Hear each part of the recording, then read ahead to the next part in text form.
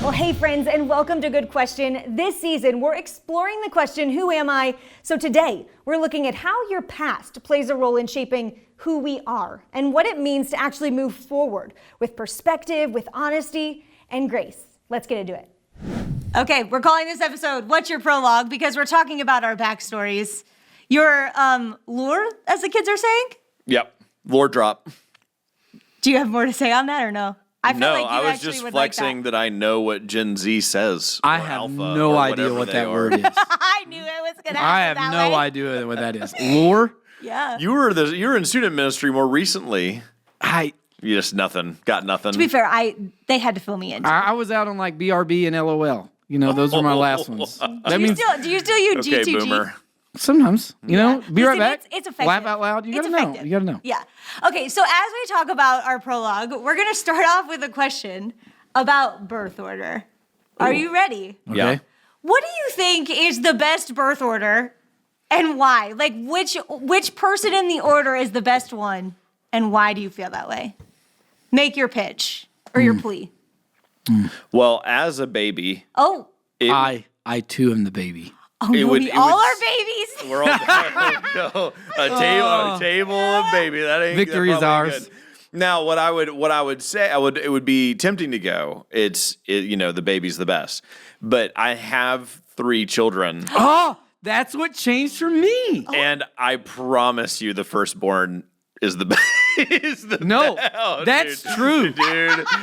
And I cannot believe you just said that. That's Lauren and I could not make it without Andrew. He's classic. He's like the most helpful. He's the most organized. He takes charge. He is my man. I love that young man. And so I think it's the first one. I think they're the most capable. I think the rest of us are just... most capable?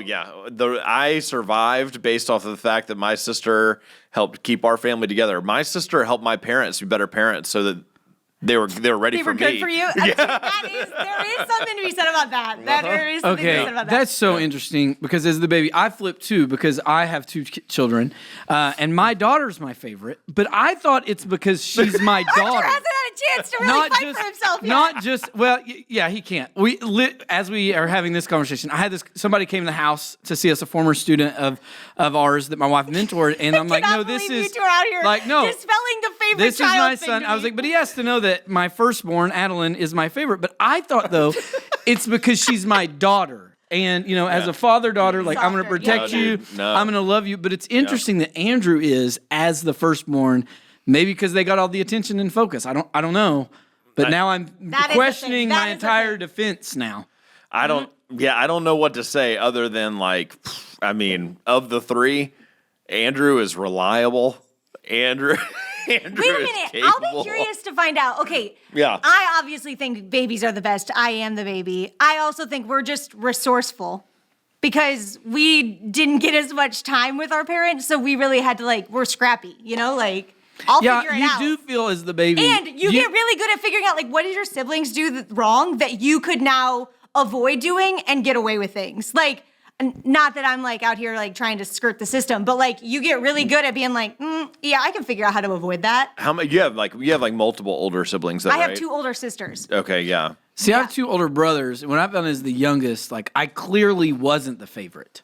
But it was interesting because it felt like my middle brother was the favorite. My parents loved me the same. Your middle brother was your favorite. What's your favorite? Yeah, to my dad. You could just tell he loved me. It wasn't I was less. I could just tell though, as the younger sibling. But I do feel like I did get away with more. My sister is 100% the favorite. Still is. Oh yeah. Older, right? The older sister. Yeah. Wow. There's no doubt about it. I honestly if don't she was believe here my with parents us right have a now, favorite. I'm she'd so confirm. Flabbergasted at this conversation right now. Again, this was not where we were headed. Is it because she was the firstborn, or is it because she was a daughter? Oh, it's because she's Very aggressive. She's into politics. Oh. She's intelligent. She's perfect. That's why and she's Marcus the favorite. is just a lead pastor. I feel like there's a little bit of stereotypes. I read this one time in an article and it stuck with me that was this a real article or a Facebook article? No, it was a real article. It was a real article. It was about your high school friend with a pyramid scheme. Your sibling order establishes kind of your personality in a way. That like the firstborn is really academically, they're really big achievers. They want to do all the things because again, they get a lot of that early attention and really like development and checkpoints are really important to them. The second one is normally a little bit more rebellious. Okay. And like kind of chooses the road less traveled and a little bit more like trying to discover. And then the third one is normally the most social, is what it was saying, like in the structure. So I'm assuming if you have 5, it would probably like, I don't know, Start divide over? out. And I don't know. Start over. That's a new piece I just unlocked in my Just brain. I don't know. resets on number 4 every time. But I do feel like that really played out in my family with my 3 siblings. Like my first sister, she You're was the most social. whiz. And my Okay. middle sister was definitely, she was learning all the things that we didn't have to learn for us. You already said it. Yep. You don't pull it back now. She was bad. But she's also rebellious. the most tender-hearted of us, Okay. and was willing to like do the most for our family. Like today, if one of us, if something tragic happened in my family, my middle sister would take care of it. She's rough around the edges, but she will get the job done. And I am like, I'll go talk to people if I need to. Probably because I was taken to every one of if their you soccer need to. and choir things and forced, like you just had to kind of make it. You were Yeah. like hanging out at the ballpark all the time because I've- you were dragged along. I have pretended to read these things about birth order because you know who found it and sent it all out? Who? My sister, trying to be like, see, Marcus? See, I am better. Yeah. This is all the things that are true about me and about you. It was mainly negative. Yeah. See, we were all 3 different in like everywhere. My oldest brother, like super gamer, like can Yeah. destroy stuff, naturally smart that way. Nicholas can like fix anything. Like he'll watch a couple of YouTubes. If not, he'll figure it out. Like that kind of Yep. guy. And then I'm just the super social into sports. Like I was the guy. I wish I was really good. I'm not, but I wish I was. But I knew that I wasn't the best, right? Like I remember making the baseball all-stars. The only reason I even got to play sports is because I was fast, right? Like straight line speed. And so I knew that I made the baseball all-star team just to be a pinch runner. Yeah. Like Yeah. I could Look at I you. didn't have to bring a bat, didn't have to bring a glove. I know that's the only reason I was there. And so I remember like, I mean, baseball parents are right. If we're all honest, we're listening to this. Like it's different. It's competitive when you get in that travel ball. That's deal, another right. that's a good I feel question like for the sports- future. Okay. Which sport parents are the worst? Yeah. And which ones are the best? I feel like that's a whole other category we could get into. So all the parents are in the stands and they're like, "Are you mad your son's not playing?" He's like, "Well, he plays every game. You get like one pinch run and that's it." Hey. He's like, he knows his role, and that's I knew. Like I didn't have to bring a bat, didn't have to bring a glove. It's just because This I is was who I fast. am. Yeah, but I like being around. So I was just the opposite of them and all that kind of way. Did you guys ever feel like you were defined by your siblings as the baby? Like in school, they were like, "Oh, you're her brother." I remember very, very specifically the time when a teacher looked at me in front of the whole class and said, "I wish you were more like your sister." Like, Ouch. it that hurt me. burned Ooh. into me. That hurt me. Ouch. Yeah, it was. I got it. I understood. How do you guys feel like how you were raised has played out for you now? Or do you see it playing out in your family? Like some of those ways in which you were raised or you were a sibling or you stepped in, etc., has played out in your family, in your life now. Do you notice those things? Yeah. So my parents' parenting strategy, which is I loved it, but I would. Their parenting strategy was very simple. You do these 5 things, and as long as you're doing these 5 things, we don't care what else you do. Like, keep your grades up. You need to be a part of some kind of like social thing or sports thing. You go to church, and like everything else was, curfew. Sure, just tell us where you are. I was the same. I was the same. That was the same. You're gonna stay up late at night and play video games as long as your grades are up and your like attendance is good and whatever else. Like, sure. And so I got a version of prioritization. Yeah. And beyond that, high trust. And I feel like that formed me. Do you parent that way now? Yeah, to an extent. I mean, this was middle school, high school more than touche. it was Yeah. elementary, Your kids are right? younger, And yeah. so, especially high school. My kids are still younger, But I'm definitely, my son right now, his screen time thing is very simple. He has tickets that he can turn in, and we just said, you can decide when you want to have screen time. And you can look at us and go, this is you, instead of being with the family or do other things, you can spend it, but this is the limit. And so a lot of like, you choose, but choose within a certain boundary, which is how I was raised. Choose your own adventure. To an extent, it's high trust that will be removed and crushed if he ever, like if I ever catch him, like, sneaking game time or something like that, like, the iron fist will descend from heaven. Interesting. Which is how my parents were too. That's exactly what my dad was. Like if it's 2, 3 a.m., like, and I was hanging out with my football buddies or whoever, as long as I called and was like, hey, I'm now going from here to here, didn't care. As long as he knew where I was, because it was the trust factor. And like, the Lion King when he's like, you deliberately disobeyed me. Yeah. Like that part was like the fear. You felt it. You felt it. Like I didn't, because I literally felt the trust he gave me. Because all my friends had these other, and I'm like, nope. Yeah. And like, I don't want to lose that. And so I'd rather just be open and honest with where I am and what I'm doing. This also might be birth order thing, but I can remember the worst I was ever punished. Oh, the worst I was ever punished was I pretended to be sick on purpose, stayed home, got on the phone with a friend of mine. He came over. We played with Legos and Micro Machines and other stuff all day long. And then he left before my mom came back, and she caught us because we hadn't actually cleaned everything up. And the biggest punishment I ever received was my mom looking at me dead in the eyes and said, I'm really deeply disappointed in you. That was the worst? The worst. And it shattered me. I was like, I never want to disappoint my mom again. Did the rules change for you after that? I don't think so. I think she knew. She knew me. She knew she got She knew me. She knew me well enough to go like. Don't disappoint mom. Yeah, she knew me well enough. She was like, and honestly, to her credit, I know exactly how she treated my sister. My sister, that was not her punishment because Wrighton would not have cared. Well, that's honestly, I do think that's interesting though, because my parents disciplined us all differently. They knew what was going to get us and what wasn't going to motivate us to change our behavior. Like I was mouthy. So No way. I know, it's crazy. There's no. My punishment was that my dad, do you know that orange Dial soap? Yeah. No, you ate it?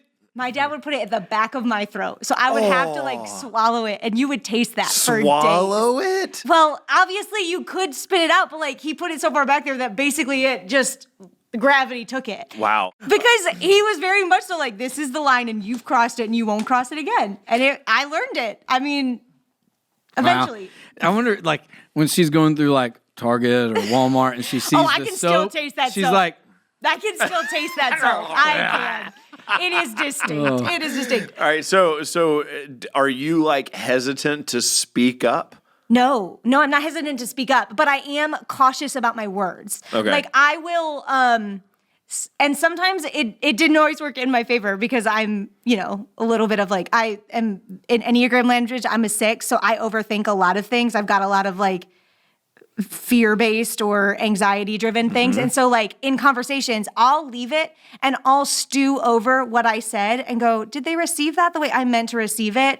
Or should I have said something different? And then I'll normally prompt it with follow-up with like I'm quick to apologize if I need to. And I am also like, I try to be really thoughtful in my response to people. Now, sometimes I'm still quick to speak. Yeah. Which I know scripture tells me I shouldn't do, but I'm working on it, We're all being sanctified. Yeah. Okay. So as you think about your family, what other types of things do you feel like have helped shape a little bit where you've gotten now? Yeah, I think I was like growing up in a really interesting time. As in the sense, I know people like, what am I? I'm 33. What am I? I'm a millennial. But I feel like, you see you see the memes and the gifs of like, if I was born in like. Did you just say GIF? He said GIFs. Pause. Bring the out the interruption. Dial He soap might for actually this not young be a man. millennial. Anyway, in all those Right things, in like the if back of your I should throat. have been like raised in a certain time, I felt like I've got a really like I got to do that because my dad worked at a factory and he had to be there at like 3 or 4 a.m. and he would work till 3 or 4 o'clock in the afternoon. And so my grandparents actually raised me like during the day, got me ready for school, pre-elementary, and they were old, right? Like they were 70s. Their house didn't have air conditioning. It was like my papa would watch Superman at 9 o'clock, like the real Black and white? No. Like not the cartoon. Not the cartoon. It was like on TBS or You've something. got Blair. TNT. Blair's like, I don't know what these Tennessee mountains are like. And He said Papa's so so hard. like, Papa's watching the black and white Super. but it was funny because he would go work right after breakfast and come back in just to watch it. But as soon as it was over, we were banned from being inside. A bit like that old school play all day, come inside, like seeing how they lived. I got raised by people from like generations way before. And so I feel like that was really special. It's kind of changed the way that I think. And I want to do like with my family and things like that. Like there's rare screen time in our house. Our daughter's like 2.5. Like I'm really about it. Like she gets a Bluey episode that's like 8 minutes, maybe a couple days a week. The fact that just and now maybe a mini episode and they're 4 minutes. It's like, hey, we're gonna play all day and we're gonna figure it out. And just old school traditional values that I loved growing up that I hope to instill. Like there, we did family dinner and you ate at the house. Yeah. Like you ate at the table, but at my dad's house or when I was with my mom, you didn't necessarily like circle around the table. And so things like they instilled. My parents were divorced when I was young. And so even seeing like an older couple together that loved each other and do family that way and the way that like my papa like loved my nanny and cared for her, I'm like, oh, I want to do that. Yeah. Okay, so as we think about this, are there certain things now as adults that you do distinctively differently because of the way you were raised or where you came from, or even when you think about the place you were raised, right? Like I grew up in Ohio, so it's different than the South, right? Like, so are there certain things that you've instinctively chosen to walk away from and to choose a different Yeah, path I use now? a lot of air condition now. Good, great start, Yeah, that's number one. That's a perfect answer. Yeah. Yes, I think my parents were pretty ignorant of the dangers of screens and the internet. My poor children are growing up in the home of somebody who, I was about to say it and it sounded stupid. Because of my own like career path, I am hyper educated on both the statistics and the actual pain of like too much screens. Everything from like extreme content to literally just the mind rot kind of stuff, right? Yeah. So my poor children, and they keep going on these long trips to like, the like cool 4th grade, 5th grade field trips where they get to go on the charter buses to somewhere, and they come back and they're like, we are the only people without cell phones kids are just twiddling their thumbs. Switches or whatever. Like that has changed that. Like my parents were legitimately, I played a lot of video games because that's what I like to do. Yeah. And my grades were up. And so it's like, and I played soccer. I just didn't practice soccer. When I was done playing soccer, I played video games. Yeah. And but I would never let my kids do that. I'm so desensitized to violence. Like it's not good, And so things like that. Yeah. Pretty different. Overall though, I love the way I was raised. And have built a lot around trying to do the same thing with the kids about like prioritizing. There are certain things we will be doing, but you want to choose on how to fill in some gaps and stuff like that. Go for it. Yeah. That's interesting because there are like sometimes for me looking back, I struggle to like blame anything on how I grew up or where I came from, but there are definitely pieces of me that I go, yeah, that came from somewhere and it had to have been from back there. You know what I mean? Like I've got a lot of anxiety because I cheated on a test in 4th grade and that created this sense in me that like, oh, guilt is a thing and I felt shame from it and that shame then felt like it was like something that everybody could see. And so I became this person who just started confessing all the time.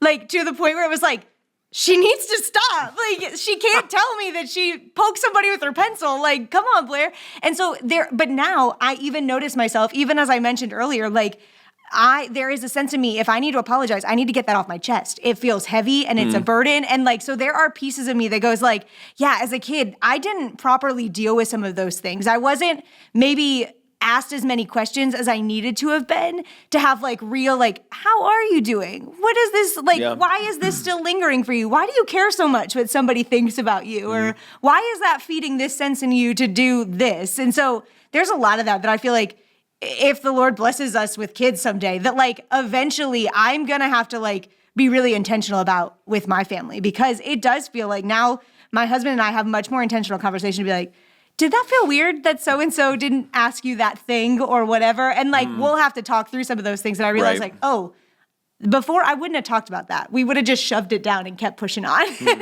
in my family, because like we were constant. There was always something happening. And so you just moved on to the next thing.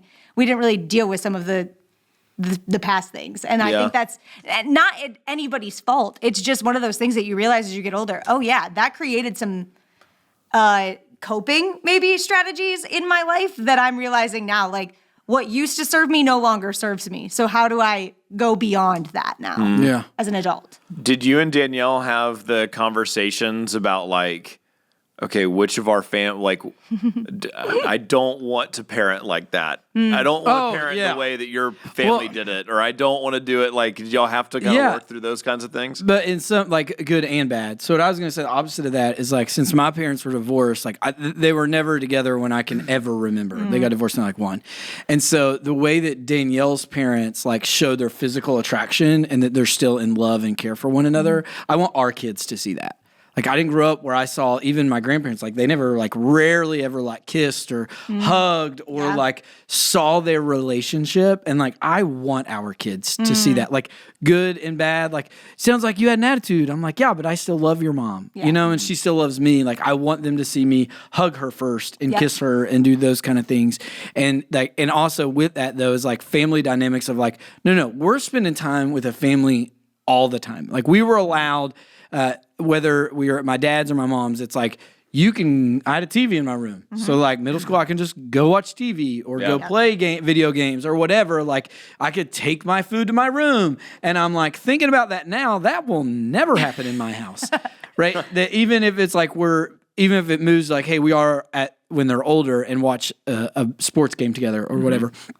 Like at least we're doing something in community, and even if it's just a random day, we're all gonna have those moments, right? Like we are making a priority for my kids to see our relationship and that we love each other, but also as a family, we are gonna hang out and spend quality time together regularly. Yeah, that's good. Well, how about you and Sam? Because you just leaked the exclusive that one day, you know, y'all might want to have kids.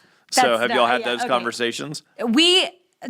Being really honest, this is such a side tangent, but the puppy has made us much more. Let's go. It's forced us to have Remind conversations. us of the puppy. Talk to us about the puppy. It's forced us to have conversations that we like. Sam is a softie and will let the dog do whatever it wants. But I know discipline is best for this dog, and so I am the mean one. The dog favors Sam because he's like, oh, okay, your face is cute. You can have whatever you want. And I'm like, no, you go to your place right now. And so like, even in those ways, like it's taught us about like, okay, we have to have these conversations ahead of time because when they come, it changes it. I mean, it's the same thing. You're parenting a dog is like the same thing. You're the exact same. So close. Okay, so let's round home on this idea, because I think what we've been shaping is this idea that like where we come from doesn't have to define where we are now.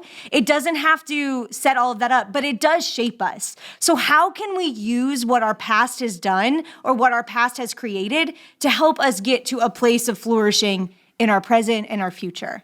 Well, I think that there's a couple of things with that or one thing that immediately came to mind. I think that I'm trying to change a lot, about some of the specifics of how I was raised.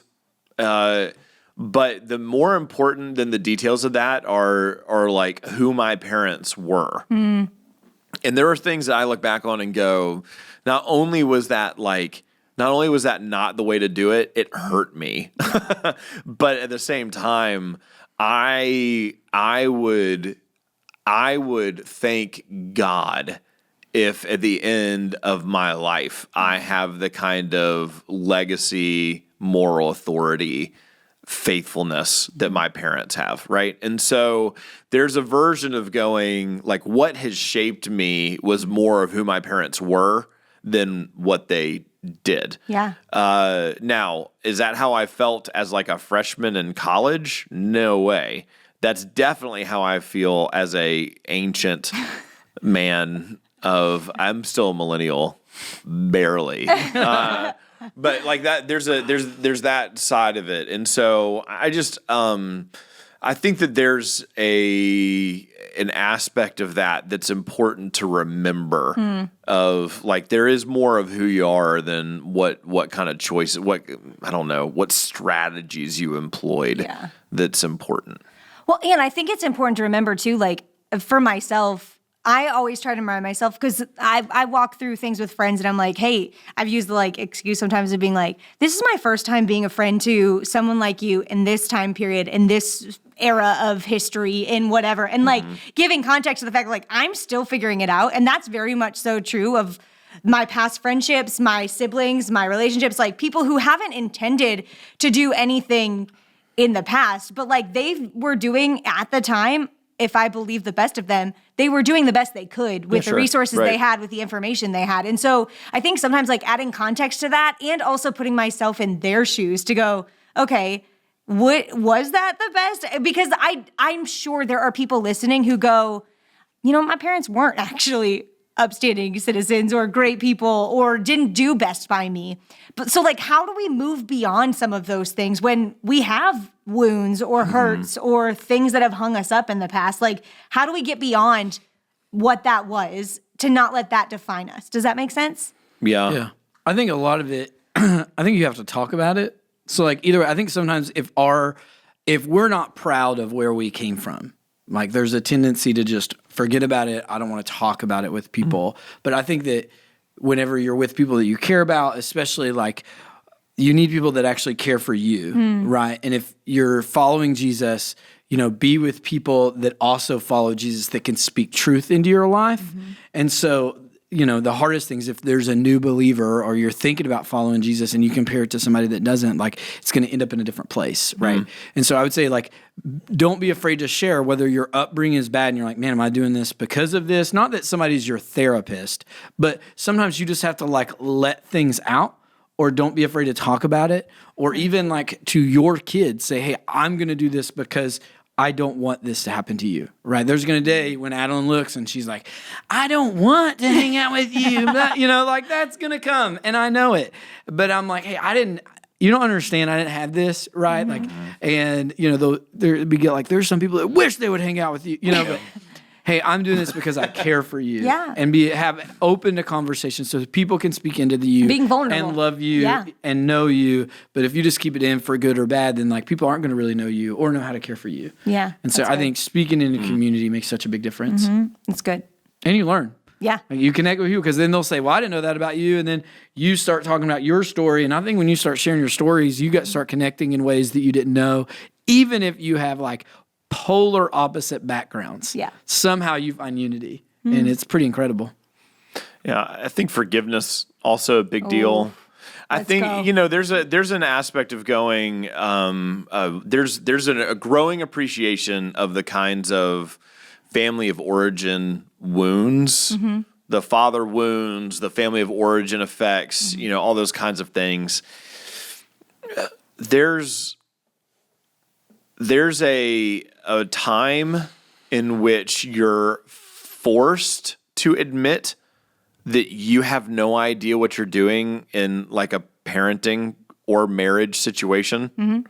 You know, like Andrew's a middle schooler now, and I am directly in uncharted waters, directly in the territory of going like, yeah, it feels like I can't win. Like it just feels like I'm going to this relationship is going to be wounded by my parenting. And there's no way for me to like avoid that, which there's an appreciation then towards your own parents. Like that is a natural thing that people experience. And the same kind of thing happens in marriage too. The earlier you're willing to see that, like before you're forced to do it, even before then, the earlier you're willing to look back and go, I can offer grace and forgiveness. Now, some of these relationships are toxic and they're ugly, and Lauren and I have dealt with that too. And we had to create really strong boundaries with some family and all that jazz. But forgiveness is not meant to be like now you are choosing to hang out with them all the time or act like it never happened or behave like it never happened or whatever.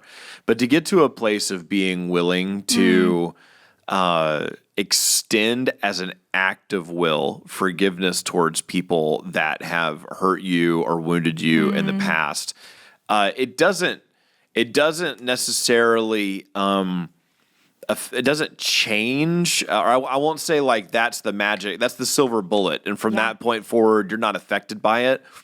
But man, it really changes the impact, and it certainly changes how likely it is for you to repeat the same things when you have a thought about it, you've addressed it intentionally. You have extended forgiveness. It's less likely to show up coming at as an overflow of your own brain, heart, history. And I don't feel like there could be an overemphasis of the importance of working through forgiveness. You don't think there could be an overemphasis? No way. Yeah. Like, do you think that's where it starts? Like, whether that's for ourselves or for others, like a real like reconciliation in those kinds of memories or experiences or whatever, like it all starts at that base of forgiveness? I think it's a splinter that like it won't go away. Like it's there unless you forgive. There are other things you can do to heal. There's other things you can do to compensate. There's other things you can do along those lines. I just finished The Hiding Place by Corrie ten Boom, which I highly recommend if you're not familiar with that story, at least looking up Corrie and her story. She ends with essentially saying that Spoiler. No, she ends her book with the spoiler of she's alive to write a book. But she ends it talking about the fact that like the key thing for all the people that come out of the concentration camp that she's helping to work with fundamentally comes down to forgiveness, and the people that they needed to forgive were not the Nazis, but rather their neighbors, their family, their fellow citizens of the city that essentially worked with the Nazis to turn them in or to get them in trouble. And in other words, the people closest to them were the most important people to forgive. And I think that's a reality when it comes to family. I think it's a reality when it comes to deep woundedness and trauma. I think it's the reality when it comes to even just basic things of how to move forward in your own, life with how you relate to your family, how you do the same things, whether it's parenting or marriage or whatever you're called into as well. I think it's absolutely critical. As you say that, I think about no matter whether it was good or bad. Paul says, I don't look to the past, right? I forget what's behind me and I look forward. And no matter where it's good or bad, like it doesn't have to define you. Yes. Right? Like whether your parents were the best in the entire world, or you don't know them, or, wherever you find yourself, that doesn't have to determine who you are and the way you love your kids or your spouse, or maybe you're not married and maybe you don't want to be. Like, it doesn't have to define who you are. It just, for me, my foundation's in Jesus and the way that he lays out and what his word said is where I want to follow and where my family is. And no matter how I was raised, even though I'm proud of where I came from, and some of the values that were instilled in me, there are things that I'm like, I'm not going to be that way. Yeah. And there's some ways that I'm like, I hope and pray I pass this down on to my kids. But I'm not defined by what it is. Now, as an adult, are the realities of what I felt, good or bad, true? Yes. But that doesn't dictate who I am now and who I can be. Yeah. And like there is always that reminder too that like where we are has been like God has not been silent or not present in the midst of it, and he can use it for good. And there is nothing that will be wasted. I mean, I grew up listening to the soundtrack of Joseph and the Technicolor Dreamcoat, and like legitimately that verse plays over and over in my head about what the enemy meant for evil you used for good. And it is this reminder for us that like literally every turn in our story that somebody else was working to hold us back or to keep us from something or to deceive, like the Lord can take it and position you in a place where he will be glorified and he will use this story as a part of his glory. And so like it is that reminder that like your past isn't all bad. And I don't say that like in a trite way that like I can't understand the things everyone has walked through, but I do know that God is good and he will use it to bring glory and honor to his name and to his people. And to your point about going and being in community, it is necessary for all of us because your stories have helped shape me in a really powerful way. And I know that like my stories have helped shape other people in a significant way, that like the community of it. And also if we never do that forgiveness piece, we're going to be stuck in a place where we might prevent ourselves from really seeing what is ahead for us. And so it is such a good reminder. Any final thoughts for you guys when it comes to this idea? Yeah, I got one final one based off something you said, and I think it's so true. And I want to emphasize something you said that like God can use whatever it is for his glory. But I think whether we follow Jesus or not, sometimes we think then if we believe, quote, everything happens for a reason. Sometimes we put that as like God meant for whatever that, like, why would God mean and do this for his glory? Romans says everything works out for the good of those that love God, meaning he can take awful things that he did not cause sin. He did not cause those things, but because God is so powerful, he can change that and make them good. He can bring light to dark areas in our lives.